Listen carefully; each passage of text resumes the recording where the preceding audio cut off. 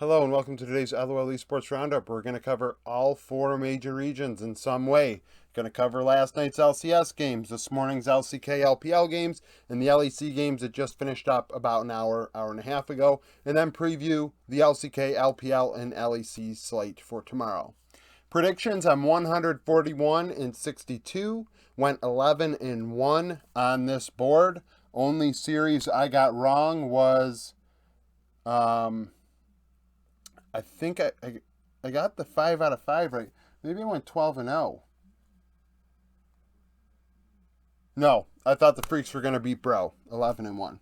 So, LCS, CLG, and FlyQuest. FlyQuest coming in 7 and 1, CLG 4 and 4, Fly win. Vikla 525, 43% of the team's damage, I believe, on a Yone in mid lane. Prince 403 on Aphelios. Dokla 134, 41% of the team's damage on Gangplank. After the game, you could see Dokla was a little tilted, shaking his head. A lot of weird decisions in the late game. This was very close until the final team fight where Fly would just take it. Spica consistently missing Maokai ults, like really, really badly, and throughout the game, but then finally hit one, right? Hit one when there was a fight in mid, and it just kind of, just went right across mid lane. Maokai ult, I mean, it's going to work. It's going to get the job done if you hit it. And CLG were stunned. CLG lose off of that fight, pretty much. I mean, Fly did not look overly great, but at the same time, they found their opportunities. Palafox left a lot to be desired in mid. That's why Vikla ended up being MVP. He had some really great plays. Top lane, like I said, Dokla did his job. I mean, was it as clean as it could have been? No. But at the same time, 41% of the team's damage out of your top laner, usually that's a bad sign, even if it's on a gangplank. Immortals and EG. Immortals 2 and 6, EG 6 and 2, EG win. FBI 707, 37% of the team's damage on a Zeri. Jojo Pune 606 on a Silas. Tactical went 1-2-1, 25% of damage on Aphelios. This was a bit of a draft diff, in addition to the fact that EG just outright stomped them. I mean, when your two carries go 13-0 and 13, I think that kind of, puts it into perspective. I don't know why Blaze Olive is playing over Balulu. I'm going to continue saying it. Balulu should be in the lineup. Kenvi did not look great in this one either, as Inspired gapped him. There wasn't a lot really there for Immortals to work with. Even Revenge in top lane against Someday, I mean, just what are you going to do? I mean, Immortals are in a tough spot. After the first round robin, they really should be considering making some changes, and I really talked about this yesterday a lot, so I won't go into, a rant again, but at the same time, I think it needs to get done. EG, they're in a good spot. I expected EG and C9 to be looking decent at this point, and both of them are going to be, tied for second. And, that's the benefit of the majority of your teams coming back in the next split. TL and C9, TL 3 and 5, C9 6 and 2, C9 win. Berserker 8-2-3, 42% of damage. I believe it was on a Xayah. Sven played Rakan 1-2-10, Harry 1-4-4, 42% of damage on Azir. This game was close for a little while, and then C9 took over. But what really came from this game was a little bit of drama. So, from my perspective on it, if I go through the timeline, Sven on the dive, had some, I think it was fair criticism of Core JJ, but he kind of questioned why Core doesn't get, a little bit more heat for his play. So I think going into this, there was a little bit of bulletin board material from that. And Core is never going to do that. Core is a champion. Core, I think, culturally, really, that's not his thing. I just don't think he's going to flame. So that was a thing. And then in the game, Harry gets ganked, and it was an awful play by Harry to get ganked. And then Diplex XD'd him. Okay, whatever. But then Yeon and Core get a kill in bot lane. And Yeon says that, C9's bot lane is worse than their Academy bot lane. And we're back to Academy or whatever. And then after the game, Sven wouldn't shake Yeon's hand. He had something he said to him. I don't know if it was no thank you or go to academy, back to academy. I don't know which it is. It really doesn't matter. Um, the way I view it, I don't think he had to shake his hand. I don't think it was required. I think that there's a little animosity there. I think Sven is not pure by any sense in the situation. It's not like I think he started it, but at the same time, I think that it's whatever. I think he was forced to tweet what he did. Um, I'm fine with players talking crap during games, before games. It's only after games that it gets weird. Um, because like you don't Double Lift always said this, and it honestly is so true. You take so much more of a risk, if there even is a risk, by talking crap before the game, because now you have to back it up. And if you don't back it up, you look like an idiot. But if you talk crap after the game and only after the game, it's like, okay, you're just like rubbing their face in a pile of crap. Like you obviously didn't feel that confident before the game, so why do you feel so confident now? So, I'm fine with Sven doing what he did. I'm fine with Eon doing what he did. I think that we need a little bit of this animosity and competitiveness. And, I'm not going to. Toxicity has a lot of different definitions for a lot of people. Do I believe in extreme toxicity like we see in chat where people, tell people to, maybe harm themselves or possibly, slurs and things like that? No. If it's not game related, I think it's a bunch of bogus. I think those players are honestly like truly incels. They've, it's just is what it is. Like those players you can't help. But I think that, it's game related. I'm all for it. And I think it was all game related in this situation. So let it play out the way it is. TSM and Dignitas, TSM 4-4, Dig 0-8, TSM win. Dig are now 0-9. If they lose to EG, they will be the first 0-10 team next week in LCS history. Maple 204, 30% of damage on a Talia. Neo 502 on a Lucian. And Jensen 010, 34% of damage on Oriana. This game was, a slow game that Dig really didn't have an answer for TSM. TSM slowly just beat them. It was just a boring game. Boring game. Solos Kesante I thought was pretty good in this one. Aggressive at times, making things happen. I think he had a double flip at one point that was really, really something. Otherwise, though, Dig really have nothing going for them. They, similar to Immortals, they need to start making some moves. Unfortunately, Dignitas has a lot of money locked up into Jensen and Santorin. Honestly, hear me out here. We haven't seen a lot of trades. Last year, Golden Guardians acquired River from Dig. That was an actual trade. I think it was River for XU. So with that in mind, I believe Dig should be looking at trading either Jensen or Santorin or Ignar. I don't know to where. Maybe you can't actually because they don't speak Korean. They can't go to TL. But I think you get my point. Maybe you look at Golden Guardians or 100 Thieves as maybe options. Just spitballing here at some options for Dig because right now they're done. They're done, and maybe a trade is something they need to do. As TSM have a winning record after the first round robin. Golden Guardians and 100 Thieves. Golden Guardians beat 100 Thieves. Gory, 413, 38% of damage in mid on a Victor. Stixay is 6-0-3 on a Caitlyn. That makes him, I believe, 37-0-17 in the last 5 games. And I said this in the Discord, and Double Lift went 3-3-3, 28% of damage on a Lucian.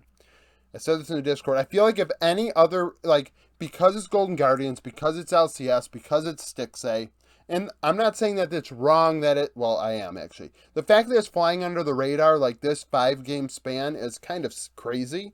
How often do you see a player not only put up, a KDA like that, where they don't die for 5 games at 80 carry. The team goes 5-0 on 5 different champions. And Golden Guardians, like we know, are not the greatest team. So the fact that he's even doing this is even more impressive.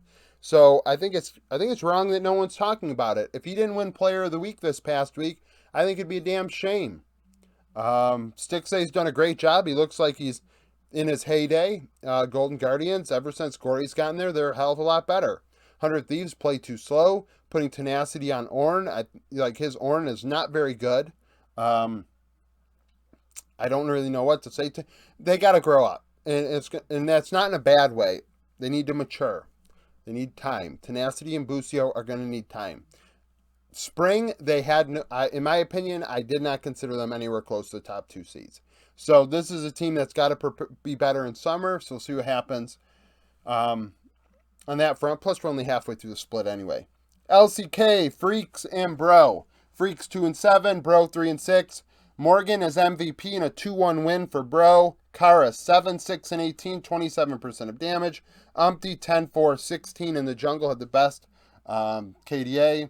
Taeyun 6-8-14, 32% of damage. So I don't mention Morgan's stats. Why is he MVP? Well, KDF win game 1, and in game 2, they almost won. Saved by Morgan and the rest of the squad. Morgan had a triple kill on Gnar that saved the Nexus. I think they had 1 turret left, and they turned the game around. And then in game 3, Morgan had some impact. So in my opinion, Morgan was MVP. If it wasn't for his great play in that team fight to save the base, it's a 2-0 for the Freaks, and I would have been 12-0. I thought Henna played a very good game as well. Henna and Effort were able to get 2v2 kills on Taeyun and June. Now Taeyun still led the way, not a great scoreline for an 80 carry, but he did some work. Bulldog had a good Yone game. Across the entire series, left a little bit on the table. You'd like more out of him against a player like Karis, who I'd consider maybe the worst mid laner in the LCK. Between him and Fiesta. So, you know, is a thing, but at the same time, Bro get it done. They get it done. I thought Dudu also played very well for the Freaks. His Jace game stands out to me. He also had a Fiora escape that was absolutely incredible in their series that I was shocked by.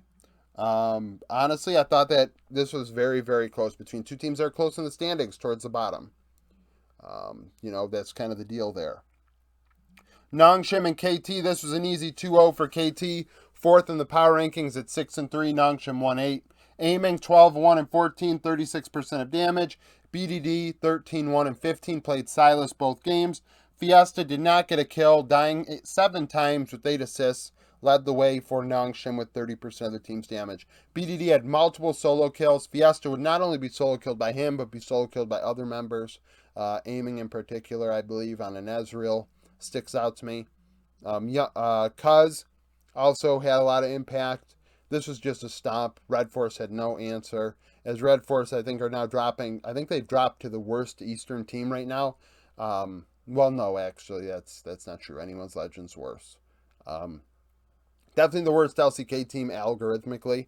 LPL, I don't have the same stats, so it's hard to work with. But, you know, is pretty simple. I mean, Nongshim had nothing going for them.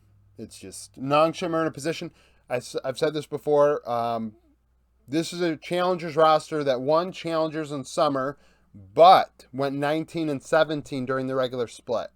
So, a DRX style run, if you're new to the channel. Best team doesn't always win Worlds.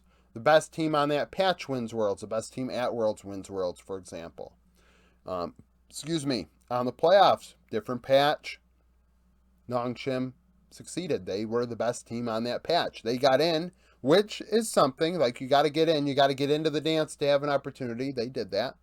And they won.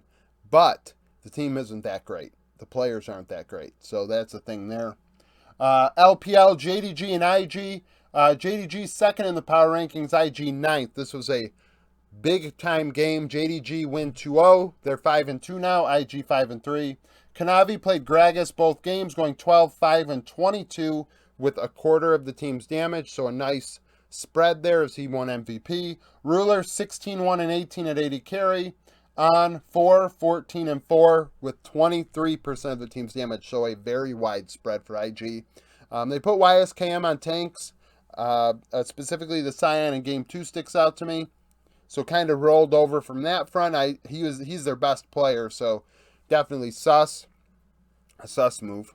Knight in mid lane ate Dove's lunch, stole his lunch money. Kid tries to bring his lunch the next day because his money was stolen the day before, and he doesn't want that to happen again. He doesn't have any money. Well, Knight steals that lunch too. Like, Knight absolutely whooped him. In mid lane, Ruler, obviously, that stat line speaks for itself. But Gragas, for Kanavi in both games, very impactful. A lot of damage, almost 1,000 damage per minute in the jungle. I don't care that the whole team dealt a ton of damage and IG looked like crap. That is a ton of damage out of a jungler. We don't see that often, especially in this meta. So I'm happy to see Kanavi finally was freed up a bit, and he gapped Gideon, which makes sense. That is probably the biggest gap on this team, between these two teams on paper. Of course, the way Knight gapped Dove, like I suggested and gave an analogy for, was pretty large. Kanavi on paper is so much better than Gideon. It's unreal. So a lot of work done by him, a lot of work done by JDG as they just stomp him. It's really, there's not a lot really to say. Rare Adam and BLG. BLG 13th in the power rankings, would win 2-1. Yagao 14, 5, and 12, 29% damage is MVP. Their 2 wins, I think he played Jason Syndra. The Syndra definitely sticks out to me in Game 3. Is super impactful. A lot of damage out of him in that one. Elk 5, 5, and 12.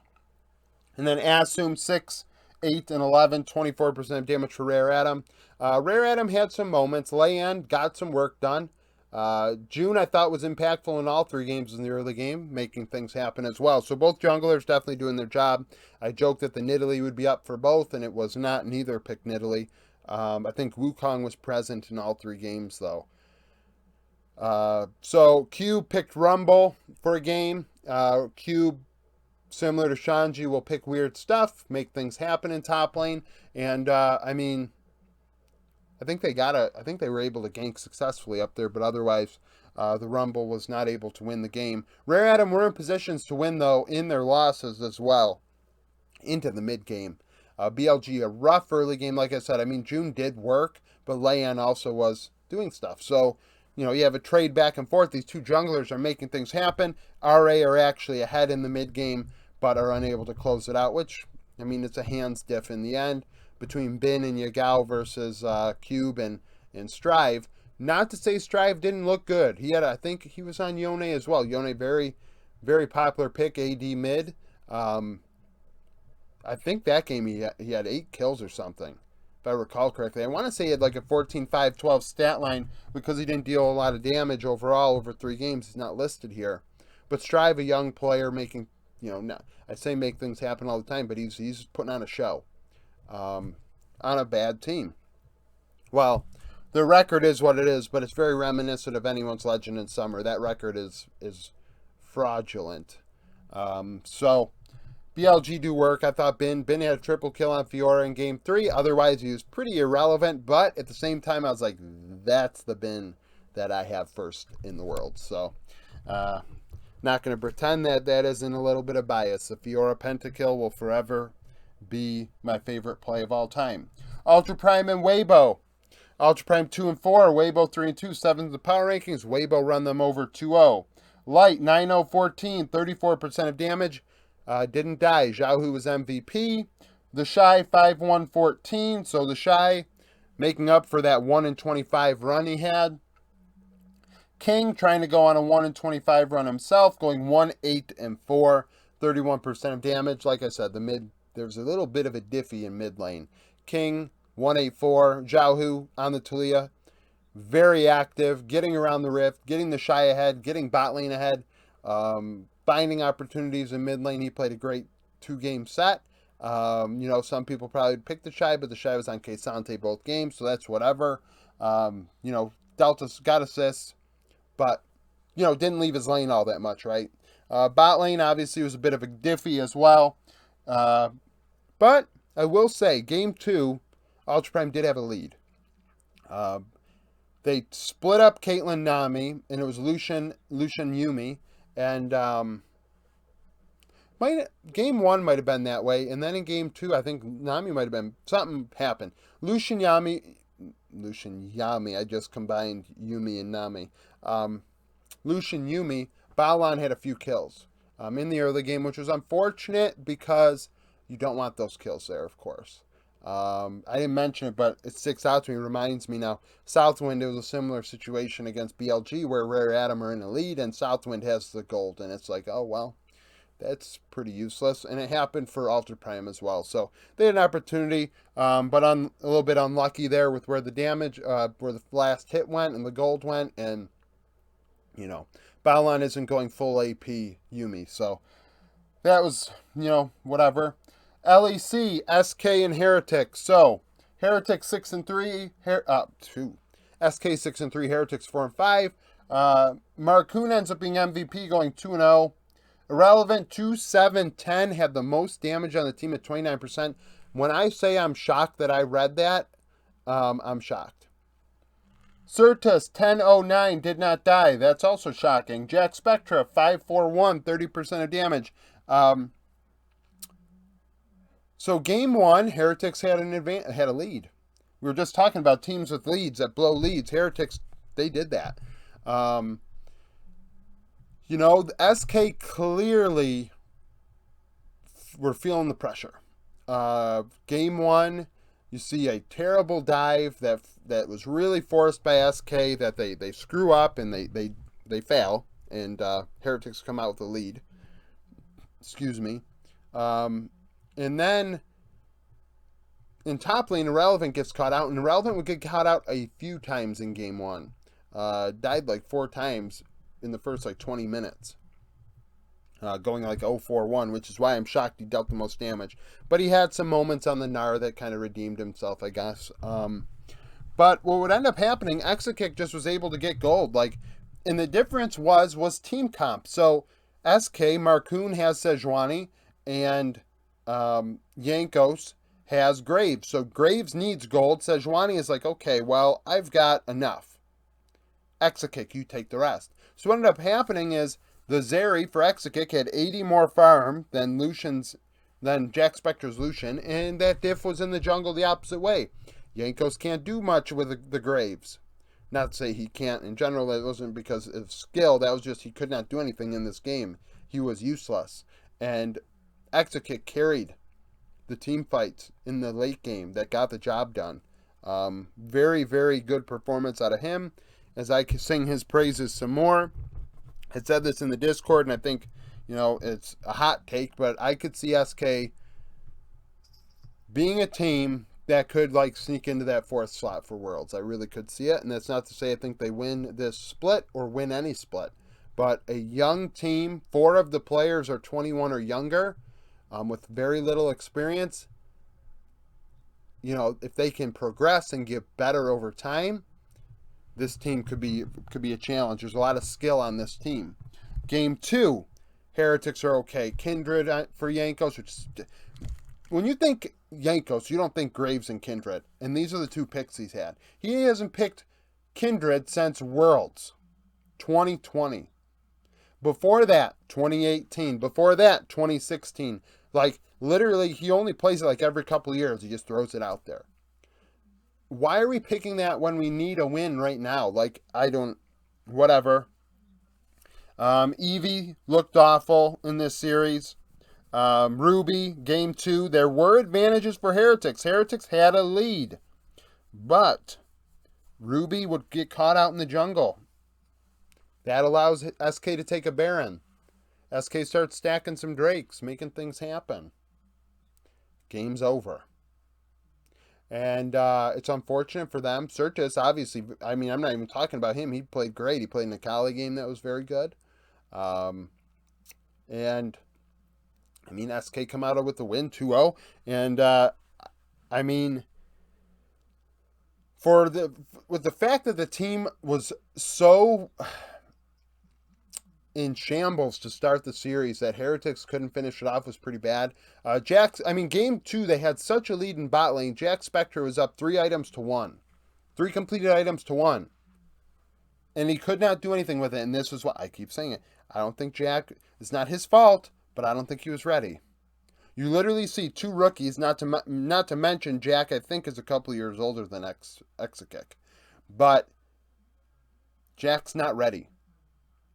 He's not, and this was his opportunity to do work, and he did not do it.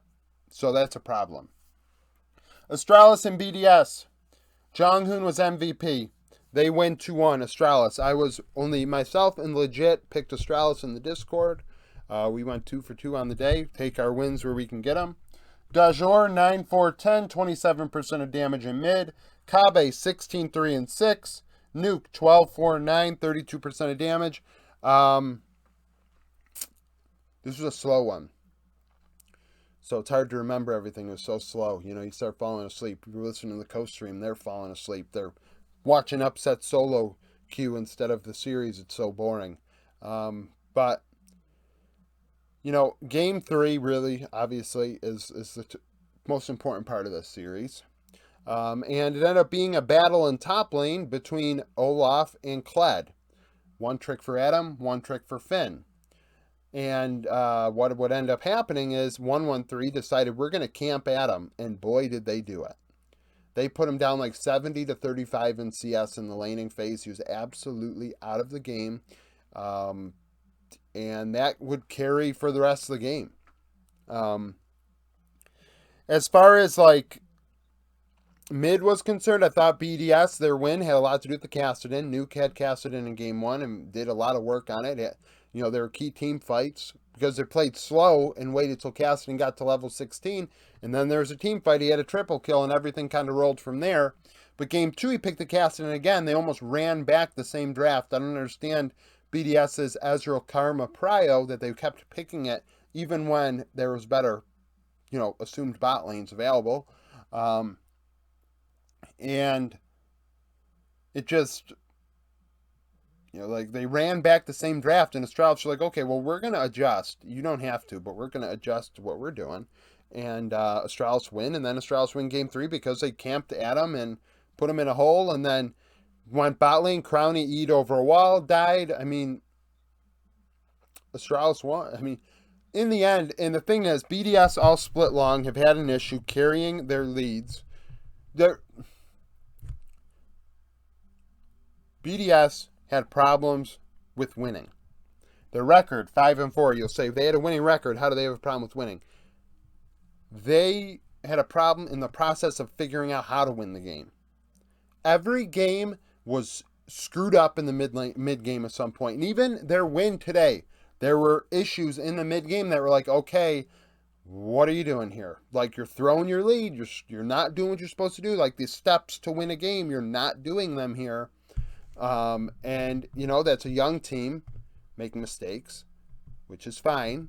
But at the same time, that's why I figured Astralis had a chance today. I'm like, Astralis is a little more experienced. You got Kabe, you got Finn, Jonghoon, you know, he's played at least a year. Like, Dajor and 113, very young and raw. But at the same time, if Kabe is really making a lot of these decisions, you know, they're making the right ones. So, Astralis take this one 2-1. That's kind of the deal there. Jonghoon, like I said, I thought he was, he's MVP, but I didn't even mention him really. Very good Ashe game in game 2. Nautilus in game 3 hit a great hooks. I really like putting an aggressive player on some engaged supports, Nautilus, Pike, things like that, and making things happen, making these games look a little more interesting instead of this Enchanter meta we've been in for 8 months, which I'm tired of. And I mean, I'm all for like champion diversity, so Leona Nautilus turned into Enchanter meta all within a year. That's good. That's a lot of different champions being picked. But let's start, you know, changing things up a bit here. So that's it for the recap for today. Now into the sneak peek for tomorrow. All right, sneak peek for tomorrow. LPL, LNG, and FPX. LNG 5-1, FPX 1-5. LNG 11th in my power rankings, coming off of a win against Team World Elite. FPX coming off of a loss to RNG. FPX did sign Chow Chow yesterday. We'll see if he starts at support. Week 6, day 1, FPX would win 2-0. 3 of the 10 starters overlap. LWX and Care from FPX, Tarzan from LNG. LWX went 12-2-9 in that one. Mid lane matchups, the one highlighted, Scout and Care. Myself and the Discord agree. Scout's obviously playing outstanding, and FPX seem to have most success when Care is on a champion that can make something happen. Team We and Anyone's Legend. Team We 3 and 4, AL07. We lost to LNG. Anyone's Legend lost to BLG. Week 7, day 1 of summer. Anyone's Legend will win 2-0. Half the starters from that series start tomorrow. ZDZ in top lane went 4-5-12, and across from him, Bew went 1-4-10 in the loss. Shanks and Pinzy is the matchup highlighted. Both of those mid laners obviously very young. Bright futures ahead, hopefully. Shanks, obviously, last year he was in the situation Pinzy is in now. Playing in his rookie split on a team that absolutely is Garbo and not doing anything. Pinzy's in that position. So hopefully he has some kind words for him to get him through it. Top 5th in the power rankings, EDG 10th, both 5-1. Top beat IG. EDG beat JDG this week. The playoffs was the last time they played. They would play twice in summer playoffs. The second time being in semifinals where Top would win 3-0. Half the starters overlap. TN went 9-9-21. JJ 4-8-20. King Tien and Ale is a matchup I highlighted. It's a tie and vote, so I'm the tiebreaker. King Tien's play better than anybody else, really, in the LPL so far this year. In the top lane, his Kesante is probably the best in the world. His Darius, his Bruiser meta is fitting him very well. Do I think he's good outside of that? Yeah, but Bruiser meta is working for him, and Ale's coming off of a couple good series in a row for EDG. He's very, very solid in the top lane, and I expect a good matchup. LCK, big matchup. T1 and Gen G.